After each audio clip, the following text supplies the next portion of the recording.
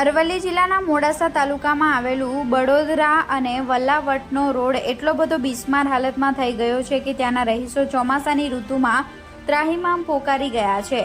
રાહદારીઓને વલ્લાવટથી મોડાસા આવવા માટે બડોદરા અને ફરડી સ્ટેટ હાઈવે આવે ત્યારે આ લોકોને મોડાસા જવા માટે વાહન મળે, પરંતુ ત્યાંથી આવવા માટે એટલો બધો રોડ ખરાબ થઈ ગયો છે કે બડોદરાના રહીશો વારંવાર સરકારી બાબુઓને રજૂઆત કરવા છતાં સરકારી બાબુના કાન આંખ આડા હોય તેવું લાગી રહ્યું છે।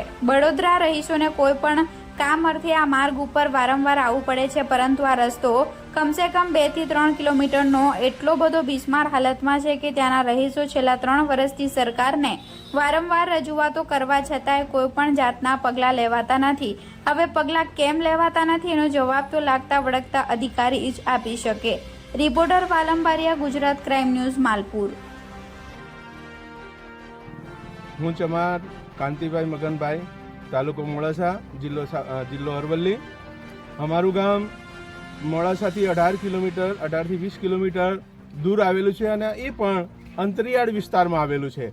અમારા ગામની વસ્તી લગભગ 3 થી 4 હજારની વસ્તી ધરાવતું ગામડું છે અને વડોદરાથી મોડાસા જવા માટે માત્ર એક માર્ગીય રસ્તો છે અને એ પણ બિસ્માર હાલતમાં છે।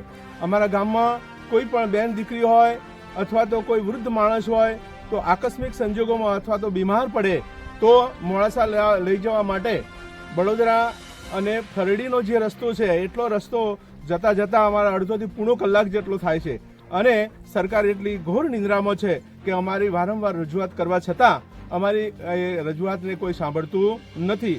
અમારી એવી માગણી છે કે સત્વરે આ રોડ થાય અને અમારી માગણીને, અમારી લાગણીને સરકાર ધ્યાનમાં લે એવી અમારી ગામજનોની અમારી ખૂબ ખૂબ વિનંતી છે અને એ અમારી માગણીને પૂરી કરે એવી અમારી અપેક્ષા છે।